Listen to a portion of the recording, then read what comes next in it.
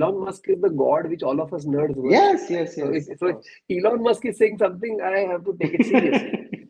If Mark Zuckerberg had said something, I would not take it as seriously. But okay.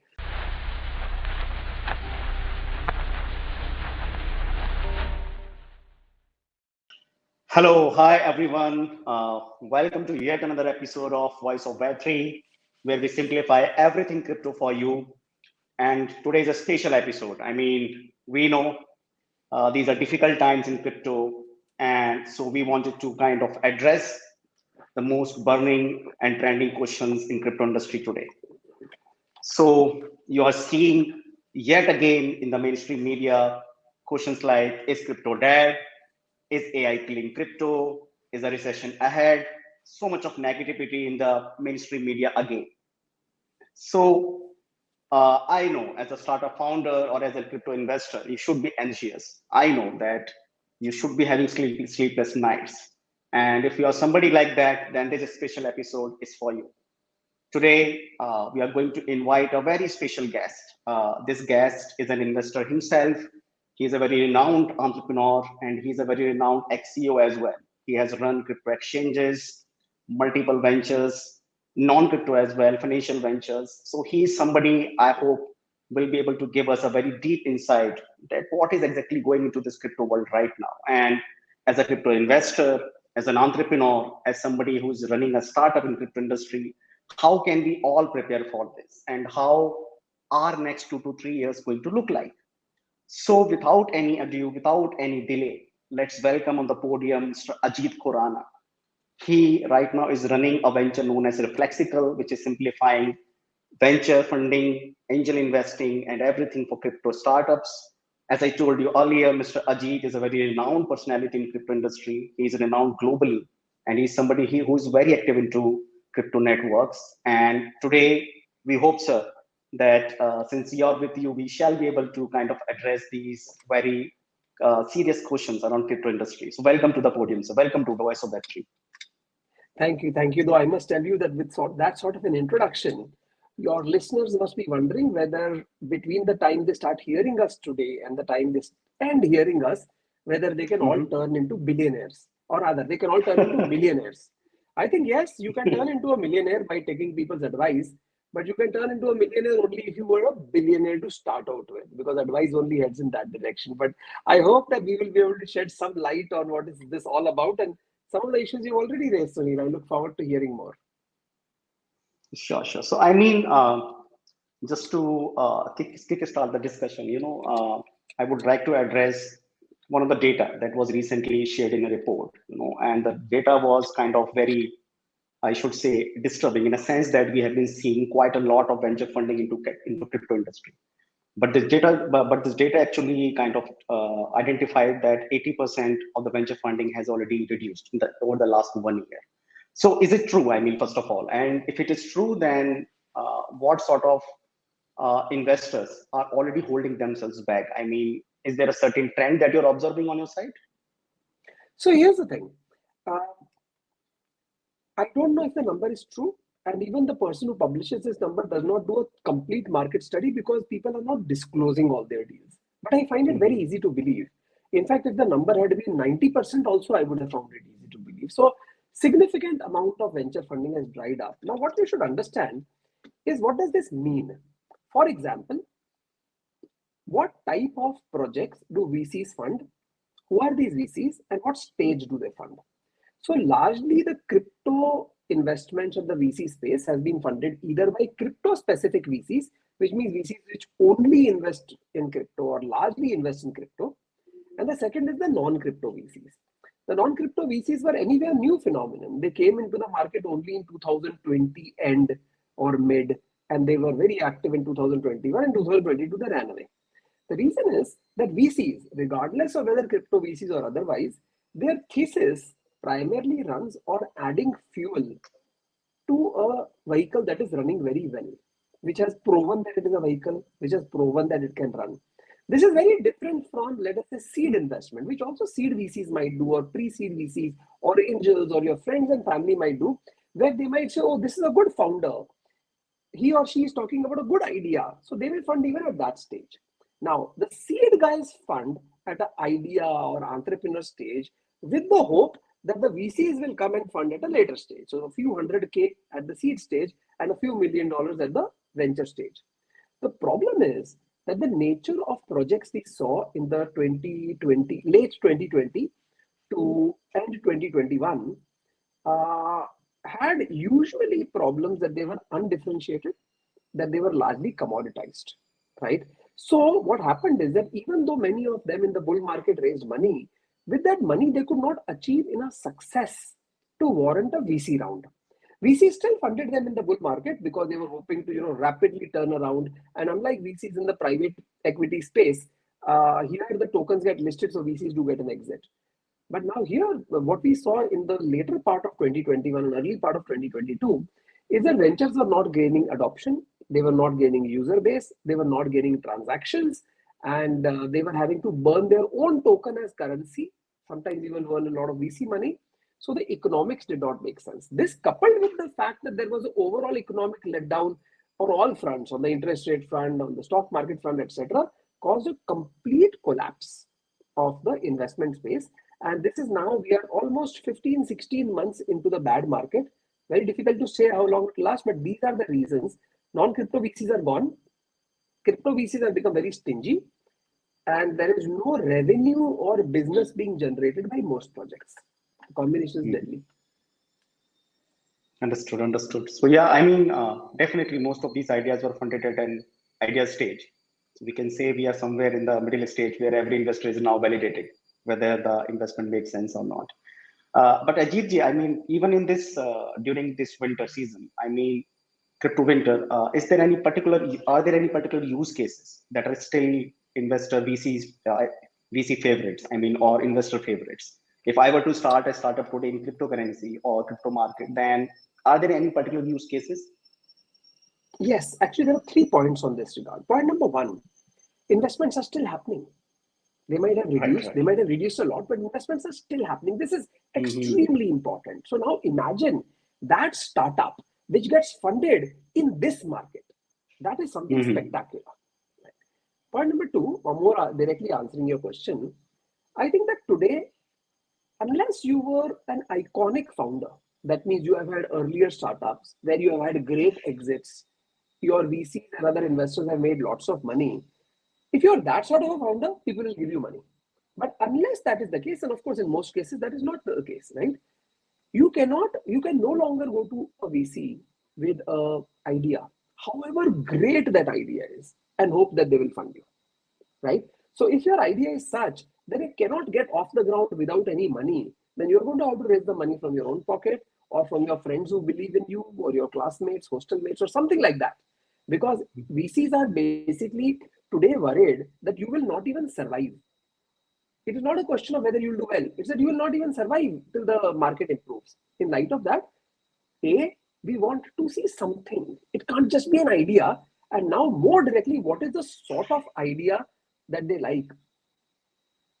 An idea which makes me compelled to believe that adoption will occur.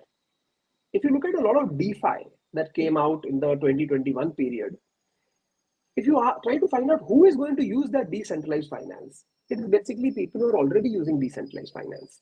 So it was crypto people building projects for other crypto people. But the crypto market is very, very, very small. Like, for example, if you take 1 year ago, all dApps on all blockchains put together had barely 2 million daily active users, while Facebook alone had 2 billion daily active users. So that means we have a very small market, and then if we are building a product only for this market, it is not going to grow. So today VCs are asking that, can this product bring me the next billion? If yes, it is worth it. And then, of course, just not the idea. You have to build something, then it may still be fundable. So I just wanted to discuss with you one particular use case, because in that particular use case, I'm seeing a lot of startups buzzing around again. And that particular use case is getting a lot of traction as well, even globally. And that is RWA, real asset world tokens, right? So is that something which, as an investor, you see is, I mean, something that can be actually implemented in, let's say, next 4 or 5 years, or is it something that is still too far in the future? Okay. So the thing is that let us just look at all the assets in the world, all the assets. So there is oil, there is gold, there is currency. Currency is maybe not an asset, but there is financial assets, etc. Real estate. You will notice that almost none of it is today available in the blockchain space. People have tried to tokenize gold, tokenize real estate. A little bit of that has happened, but most of it has not come on chain, right? It has come digitally. Almost anything today has some sort of an ETF or some sort of a digital certificate of purchase, right? So the room for tokenizing of real world asset is phenomenal. But here is the trick. When I'm saying something so positive that there's an exponential growth possibility in the tokenizing of the RWA, that is at the industry level. What about at the startup level? This is where the problem arises. And this is where a lot of people don't understand something. For example, let's take the case of social media as an industry beginning the mid 2000s, so 2002, 2005, 2008. From that point of view, let's say 2005 to 2015, social media industry grew like 1,000 times, not 1,000%. That means 100,000%. Right. But you look at all the social media startups, almost all of them died. Almost all of them died, like 4 or 5 of them did good. Likewise, in the case of RWA, the industry will do well. But will a startup do well? What is the startup type that will do well? For example, suppose I'm a builder, I'm a real estate developer. So it could be like in a place like India, it could be like Tata Housing, it could be House of Hiranandani, Soba, etc. In a place like Dubai, it could be like Damac, Emaar, or whoever. Are these the people who will bring real estate tokens to the market? Or will there be a startup which, Web3 degen starts and that will bring real estate token to the market? Well, both of them are possibilities.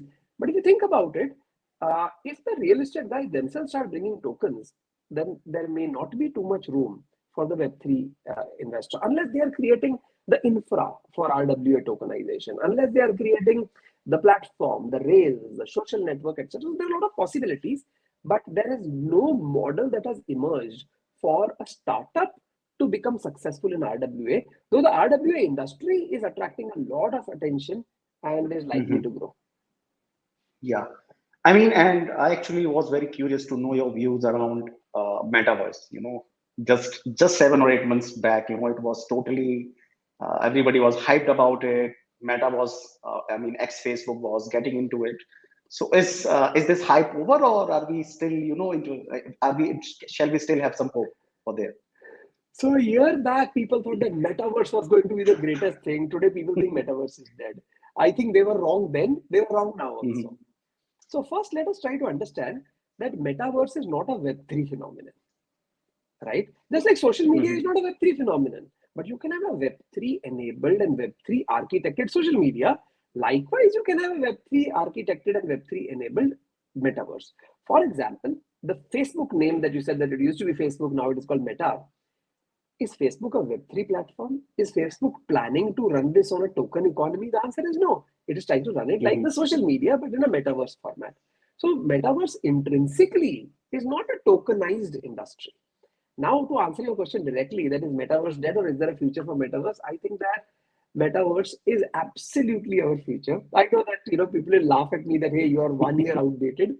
I also feel that we are going to increasingly spend our time. And by the way, whatever the visor that, what's it called? Air visor? No, the Apple's visor that has come out. What are they calling it? Vision Pro? Something like that, right? Yeah. I think that is a very, very good first step. We have not realized it because hardly anybody is using it. Actually, it's not even released commercially, I think. But I think the Metaverse is an obvious advancement. I'll explain why. Anybody who is watching this, think about how much time you spend in a day, sum total of time on Messenger, that is whatever, WhatsApp, Telegram, Discord, Slack, whatever it is, so Messenger, plus social media, Facebook, Twitter, Instagram, whatever, plus video conference, Google Meet, Microsoft Teams, Zoom, etc. So add these 3 times. How much time do you spend? The ordinary person who is watching this would have to agree that it's a few hours. If you're work from home or study from home, it will be many hours, right? If you are the kind who tries to stay away from digital devices, it still is probably not 0, right? And you should know that these 3 things that I said, that is messaging, or you could call it communication, and let's also include email in that, social media and video conferencing are the three easiest things to move in the metaverse. They can be done so much more richly, right? Because we were all shut in a room in COVID, and then afterwards we have started going to office now and stuff.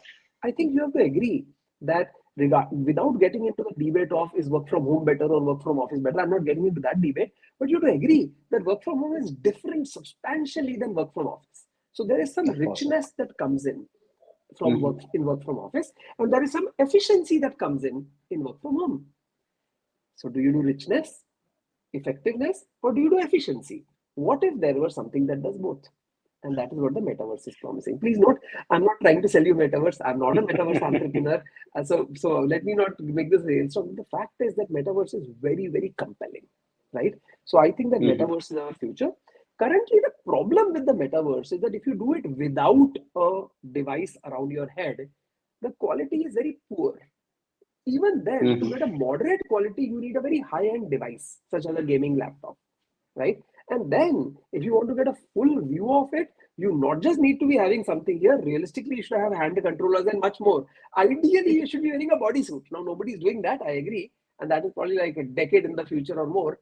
But until Vision Pro and other such headgears do not become popular, the true joy of the metaverse will not come in. But it's only a matter of time.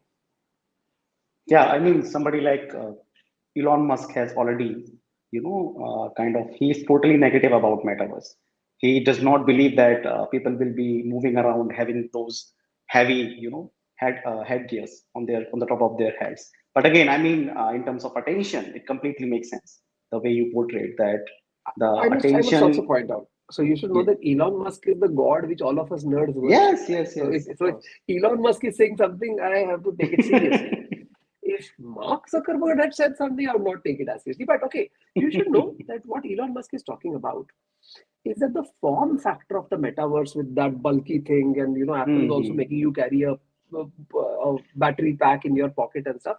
I agree, but that is a matter of form factor, right? For Mhm. example, when telephones or even mobile phones used to be very bulky, like I remember my first Nokia 1610, 1610. It was like bigger than a TV remote. It was like two or three TV remotes, let's say, stapled to each other or say taped to each other.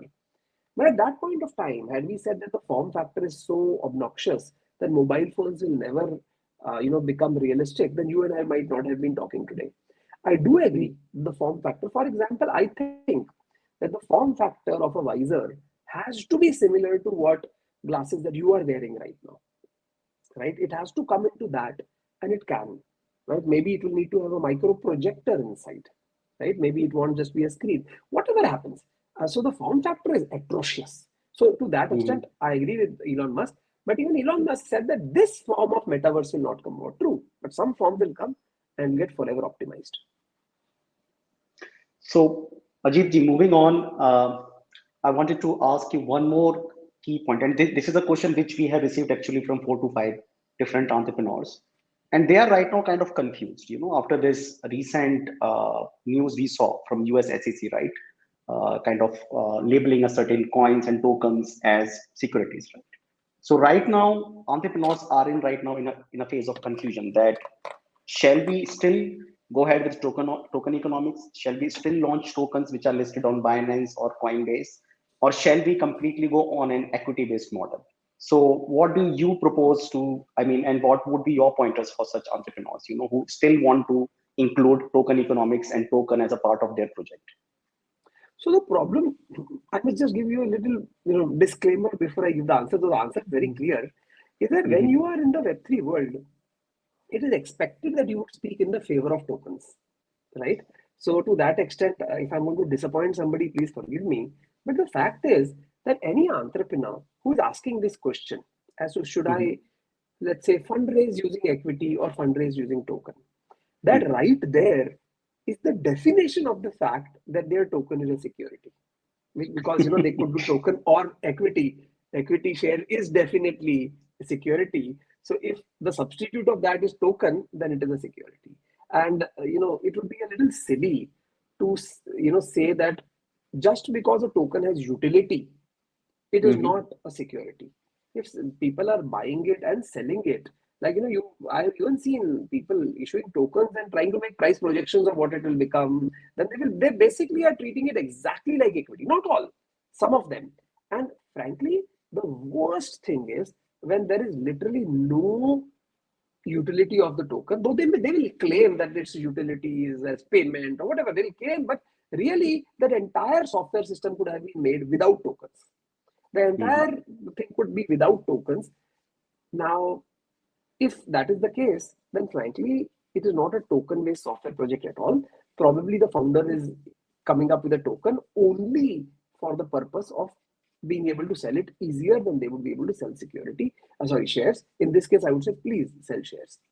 However, there are projects like our great grandfather called Bitcoin. Suppose there were no Bitcoin, could you have solved the Byzantine generals problem? The answer is no. Could you have had distributed consensus? The answer is no. Right? So it does power a public blockchain, right? And to that extent, most L1s, actually all L1s, require a token. Otherwise, they cannot come up with a governance mechanism, right? Whether they can come up with actually they can't even come up with an incentive mechanism. So at least to that extent, I've given you very simple examples of token economies which cannot work without token. The moment we go beyond this is where shades of gray start or could start. In that case, I think that the biggest enemy, the biggest enemy of the nation is the enemy within. The biggest enemy of a company is the employee who is working against the company within the company. Likewise, the biggest enemy of the Web3 industry are people within the Web3 industry who will keep giving slogans like decentralization and down with banks and Web3 is great and Bitcoin solves this. But in reality, all they are doing is trying to get rich by fooling others. So to that extent, we cannot support that, right? So I think token economics is here to stay. Tokens are here to stay. I don't think all tokens are securities. If tokens are securities also, then we can treat them as security tokens. But with all of this, which I totally support, I'm a Web3 supporter to the core, to the deepest core of my heart. But that does not mean I will forgive people who are trying to make themselves rich by fooling us with these things. I mean, as per the standard definition, even, that if you're expecting profit on anything, it definitely becomes security there and then. So if any founder is even saying... No, wait a second. For example, suppose I mine Bitcoin, okay? And I expect to sell it for a profit. Do you realize that even the SEC has never, ever talked about Bitcoin being a security? That has never been discussed. Even Ethereum, there has been a doubt, and it seems like they are thinking now it is not. But Bitcoin, nobody has ever said. And you know why? Because there's no Bitcoin corporation. Bitcoin was never sold in some sort of a ICO, IDO, INO, IFO, whatever name you want to give it. Basically, there was no primary issuance or what may be called pre-mining. So the fact that there is a profit expectation, for example, I may make a painting and I may hope to sell it for profit. That doesn't make it security right there. But the profit expectation has to be from the effort of others. It has to be that there has to be a sale to begin with. For example, Sunil, you have been around in this market for a long time. So when was it? 2017? Yeah, when people who held Bitcoin got Bitcoin Cash. I think whenever July, August 17. I may be wrong in my 17, 18. Yeah. So we got Bitcoin Cash, right? So was Bitcoin Cash a security? Well, we never even purchased it, but people sold it for profit. So there is definitely a nuanced, or there is like ifs and buts there. And I'm glad. Frankly, I'm very happy with the XRP judgment, though I'm very, very surprised at it also, because it almost seems like the opposite of what I was expecting. When they said that the institutional sales is in the character of security and the retail sale is not in the character of security, I thought we got it around, but yet one judgment may not be enough and it has to be tested in the court of law again and again. But you are right that if people are issuing security, on that note, I don't want to move the discussion to Reflexical. But when I was going to fundraise for Reflexical, everybody thought that Ajeet will issue a Reflexical token because, Ajeet is associated with Web3. And I did not find any token architecture, which I knew. What I can convince others by making fancy white paper and all is besides the point. But I knew that whatever token architecture I would come up with effectively was a security. So I said, if I know that, then I'm cheating people and I'm selling an unauthorized security. So I issued equity, right? So I raised money against equity and related instrument. Yeah, I mean, definitely. First of all, congratulations for that. We saw And this is something which was bound to happen. We were just waiting that this news will come around. And congratulations to you and all of Reflexical team and all of the projects which are associated with Reflexical for that. Thank you. Yeah. Thanks for that. So, Ajeet ji, on the same note, I mean, let's kind of discuss. Let's have some fun discussion as well. I know many people who are hearing us, they will be like, okay, so these guys are now going to become too serious. So, yeah, I mean, what are your worst and let's say best investments so far in crypto? This you think is the fun part. This is the most painful part. This is the most serious part. So what? To be very honest, I personally phone on call on this number, but I assume you can still hear me, right, Sunil? Yes, you're audible. Okay. So, if you don't mind, I would like to. I'll give you the answer. I'll not dodge it, but I will try to explain it without naming the token, right? So my worst ones, well, the best ones are few, the worst ones are many. But on the whole, I have made money because the best ones were based on sound principles. Like for example, if today somebody invests in Bitcoin, I think it's a sound that can be. There is some sound logic to it, which doesn't mean they'll make a loss. They'll make a profit. They could make a loss. But the fact is that it was based on sound principles. As a result, I felt encouraged to put relatively large amounts of money. For example, today, by the way, literally today, I do hold US Treasury bonds. Now they are yielding roughly 5%. 5% per annum. Imagine if a token becomes 5x in a year. Crypto people will not be happy, but I'm holding some treasury bills, short-term treasury bills, 1 month to 3 months. That's going to give me just my $1 is going to become $1.05 in a year. So there has to be a risk return criteria. Wherever I found that the risk was low and correspondingly the return criteria was low, I put relatively large amounts of money and I have still held them years later. This is where I have made all my profit. Wherever I found that something was and pardon my French, shitcoin, but I still said, you know what? I know it is nonsense, but I feel if I take it for X, I'll be able to sell it for 10X. And there are many examples of that. In several cases, it is the founder is also a friend of mine or known to me. Actually, those are the ones which have fallen 90% and 99% or 99.9% and stuff. So naming those is a little painful because in many cases, I even am friends with the founders and stuff. But very simply, wherever I used sound logic or what is called fundamental analysis, things have worked out. Wherever I use technical analysis or FOMO-driven investing, I lost money. It is simply that.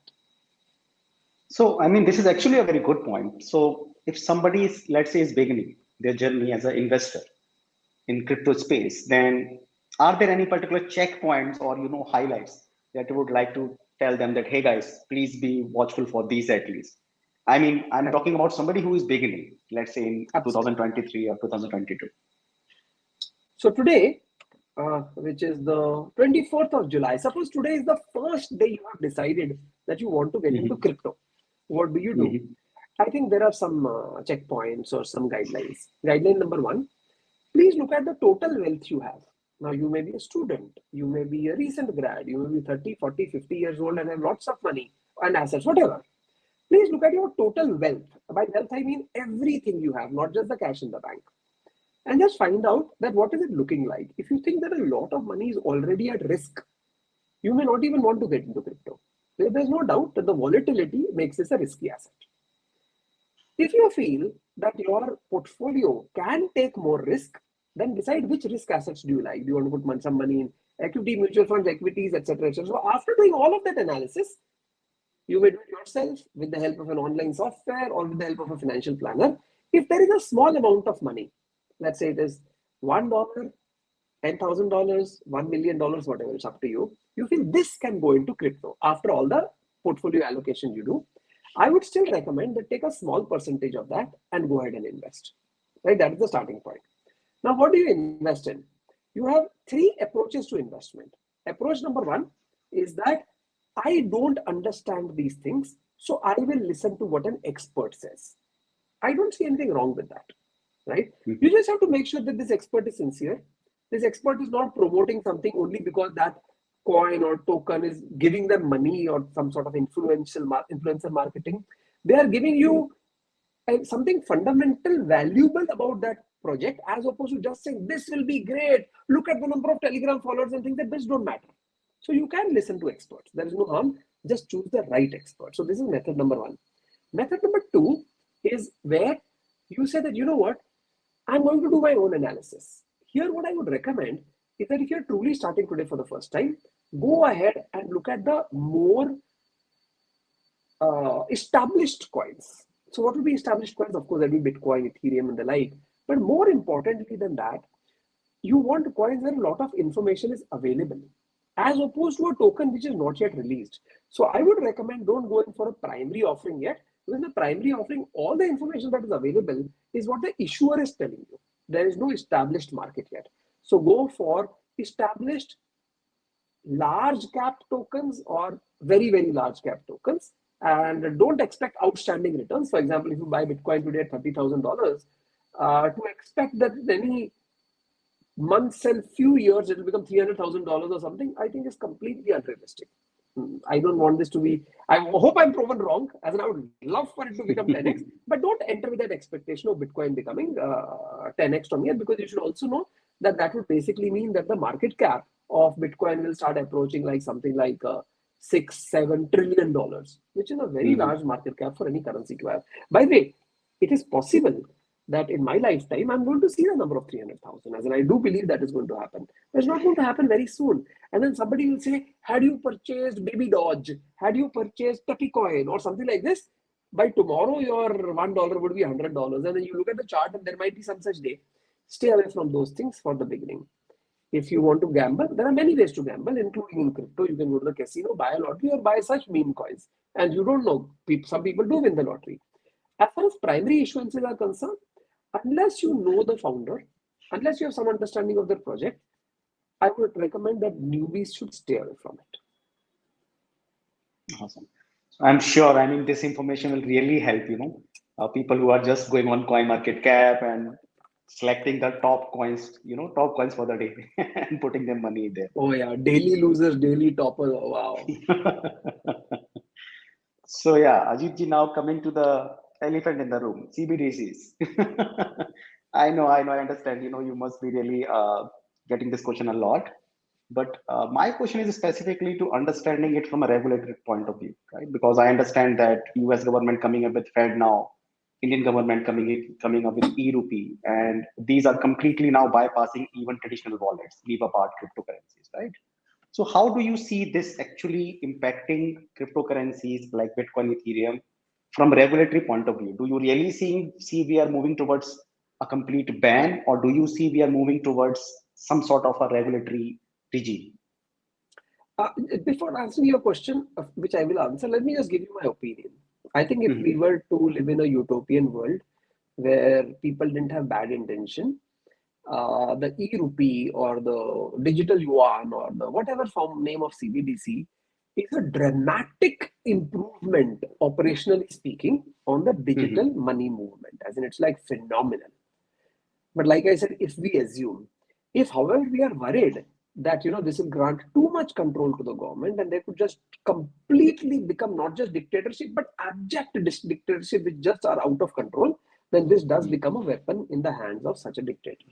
So to that extent, all things considered, I worry a lot about CBDCs. Yeah. Now to answer your question, I think that one thing which is causing all of us to not just smile but even laugh is that they kept teasing us, berating us, insulting us when we came with Bitcoin and other such tokens. And now they themselves are using exactly the same mechanism to come up with fiat currencies, right? So to that extent, they have agreed that our mechanism was sound, so sound that they want to adopt it. So congratulations, central bankers. You have learned one lesson from us. Unfortunately, you will not learn the second lesson because you believe that unlike what the cryptocurrency market has seen, where between the time this talk started and the time that this talk will end, any crypto entrepreneur can create a complete currency of their own just by forking an existing one or just creating an EVM-based or ERC20 token, etc. So it's that easy. You don't want that. You want instead this to be the big boys club or the secret club only of a few. Okay, let us see where this goes. But my current thinking is that as long as there are some jurisdictions in the world which are a little more open, cryptocurrency will not die. Because, in fact, it will get further enabled by the coming of digital fiat currencies or blockchain-based fiat currencies, distributed ledger fiat currencies, and it will become seamless to transact between fiat and crypto in those territories. Other territories will, of course, on the regulatory front, say, now what is the need? What is the need for a cryptocurrency? You said it is easy to transmit and financial inclusion. All of that can be done with the CBDC. True? The answer is true. Anything else that you talk about is the security nature, and that the fact that the crypto is a security for which we have securities law. So go do an STO. True? Well, make some sense. So to that extent, once CBDCs become popular, while CBDCs serve a completely different purpose than what cryptocurrencies serve, but the regulator is saying, no, no, no, no, no. The other function for that, we have securities laws.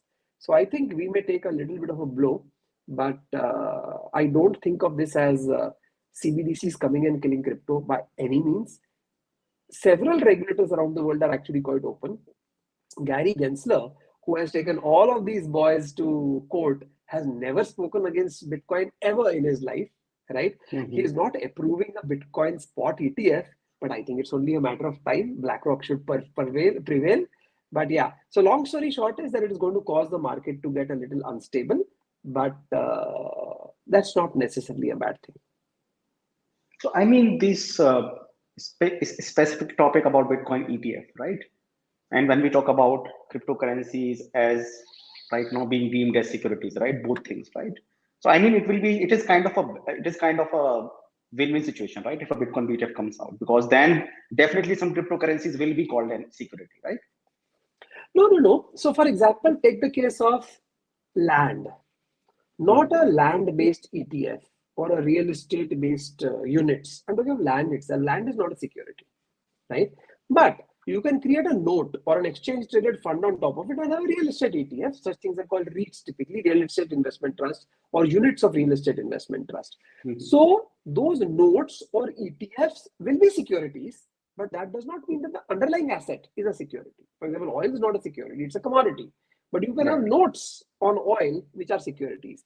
So the only problem that I have is that all the existing US-based ETFs are all based on derivatives and indexed against Bitcoin. They are not buying spot Bitcoin. So their presence is not causing an impact to the price of Bitcoin. While I believe when the demand and supply changes of any asset, any commodity, then it should reflect in the price of that. But if if the market cap of Bitcoin is like, let's say 1 trillion, of course the current number is lower, and suppose somebody comes and buys 10 trillion worth of ETF today in the US market, it will make no impact to the Bitcoin price because it is not settled in spot. It is settled against an indexed market. Of course, I'm probably exaggerating. If truly somebody wanted to buy 10 trillion, maybe there would be a sentimental effect. But ideally, it should have a very elastic relationship with the underlying asset. And for that, I think that spot ETF has to be approved by the US. Yes. So, I mean, even while we're talking about Bitcoin ETF, we already have these derivative-based exchange-traded funds right now, which anybody can buy and anybody can sell. But what will happen to these exchanges like Binance in that case? I mean, if a Bitcoin ETF comes out, then definitely we understand something like CoinGape, which is far more, let's say, compliant to the government policies in US, will be definitely favored. I mean, so do you see something like FTX happening to Binance or not? Correct. So here's the thing. Let's take the simplest case of Bitcoin, which everybody understands and nobody has any problem with. What is the reason to buy Bitcoin? Reason one, you buy it at a certain price and hope for capital appreciation. Reason two, you want to hold your own money because you don't trust anybody else to hold your money. That's number two. Number three is you want to use it as a payment mechanism to give to somebody, right? So let us just say these are the three mechanisms.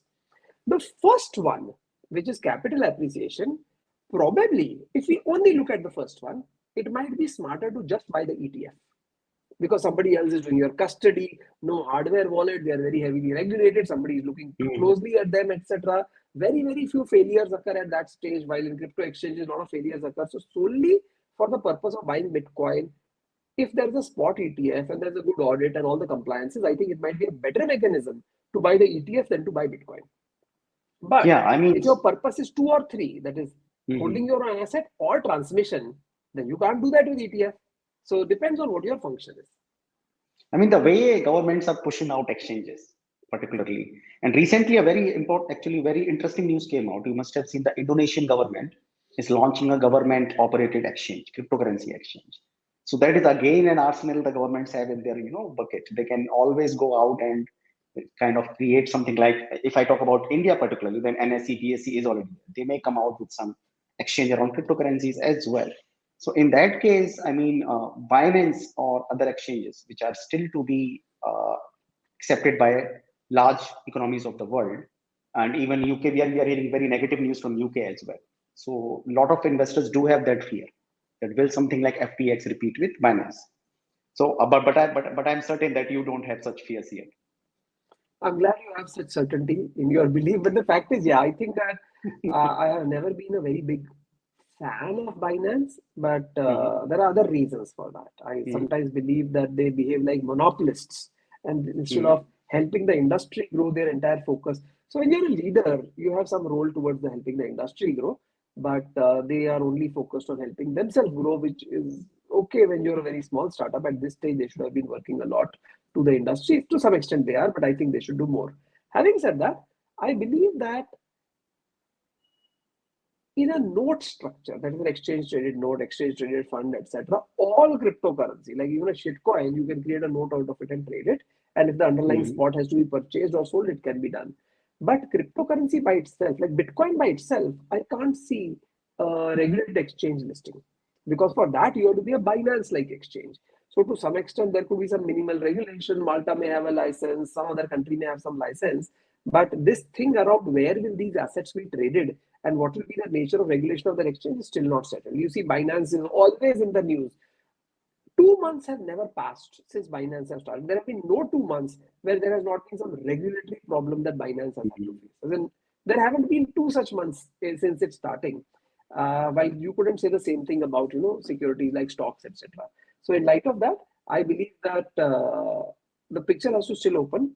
The story has to still open up a little more. I am quite amused by the fact that the US SEC allowed Coinbase to come up with an IPO. So Coinbase is a listed company, and now it is being blamed for some of the same things it has done forever, which were SEC approved once upon a time, right? Of course, they are coming up with different shades of gray and saying, no, we had approved this, but you are doing something like slightly this, etc. But no, that doesn't cut ice. So I think that the story is just beginning. There is no settlement around. So, Ajeet, since this is an episode especially for crypto entrepreneurs, startups, and I mean people like us who are really doing business in cryptocurrencies. So, I really want to know more about Reflexical. I want our audience to know a bit more about Reflexical and how they can approach you, your team, and what sort of help they can expect from Reflexical. Got it. So, see, I have been in the startup space forever.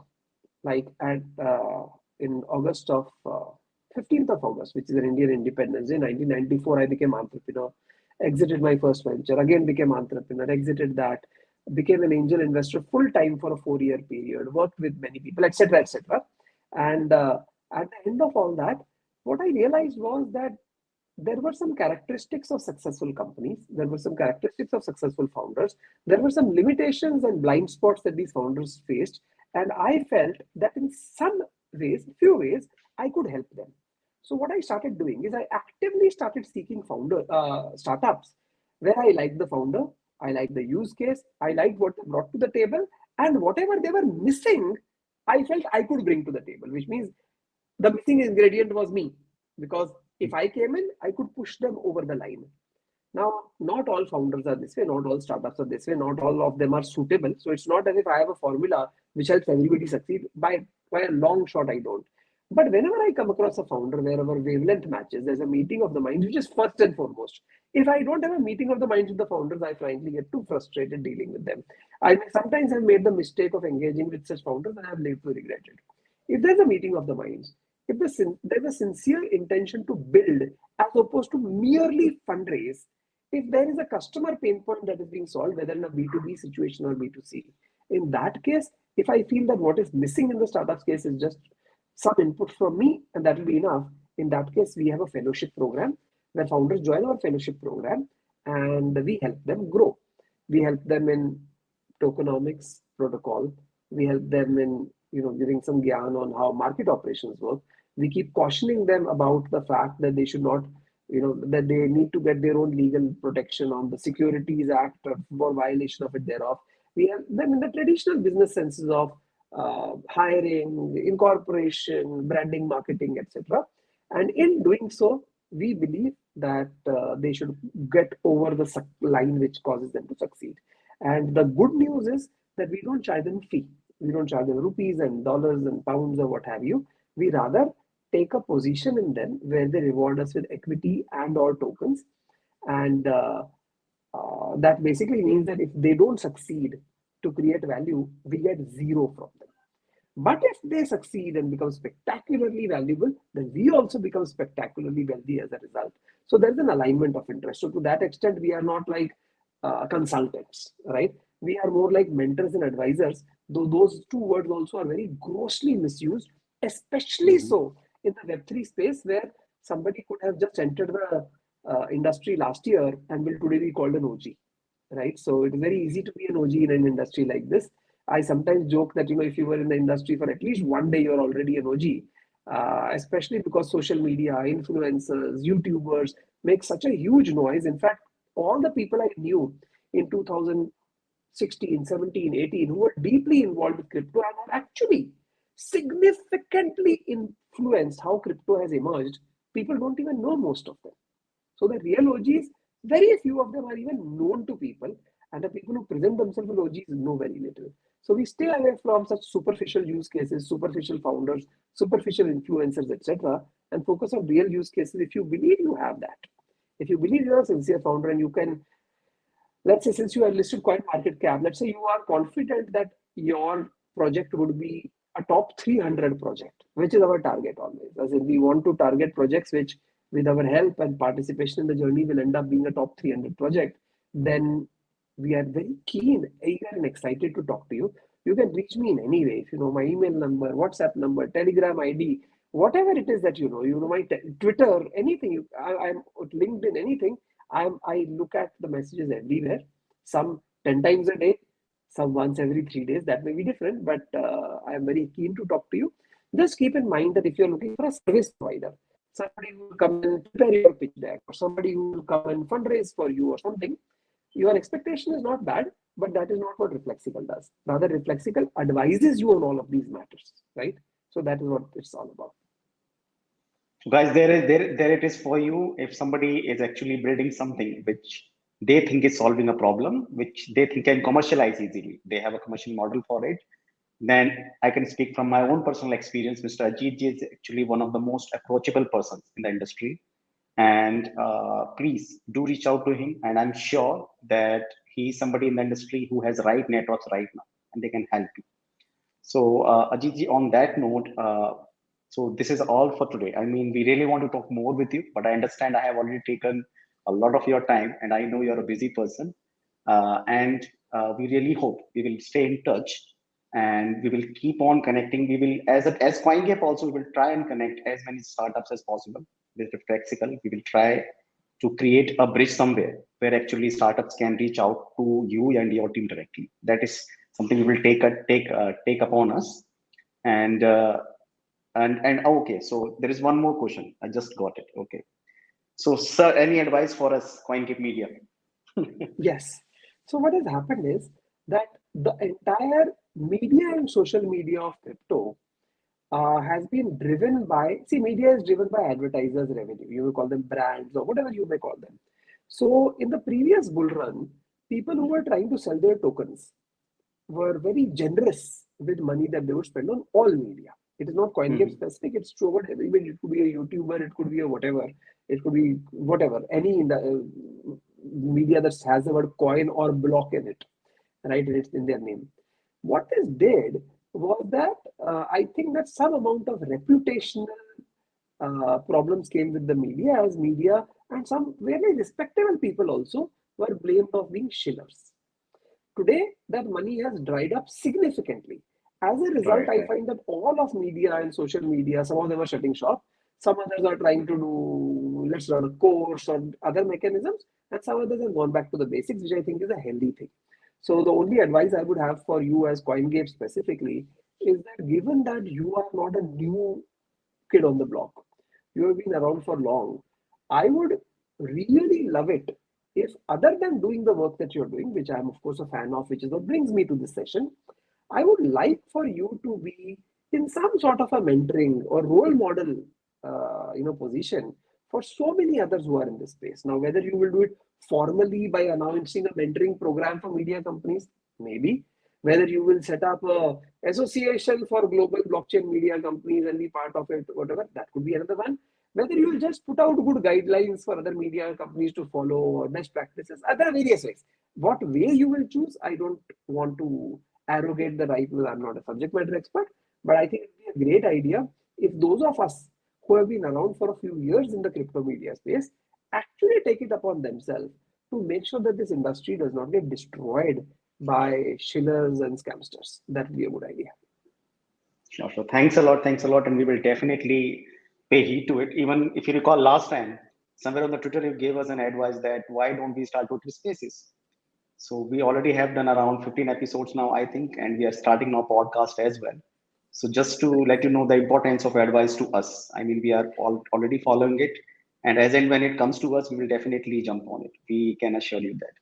And on that note, Ajit ji, thanks a lot for coming today. I mean, you have been a great support. We cannot ask for more, even though we are Thank you not very part of much. Reflexical. But this has been a great journey with you so far, and we Thank will you very much. definitely come out and help out Reflexical as much as possible. My pleasure and my honor. Thank you very much.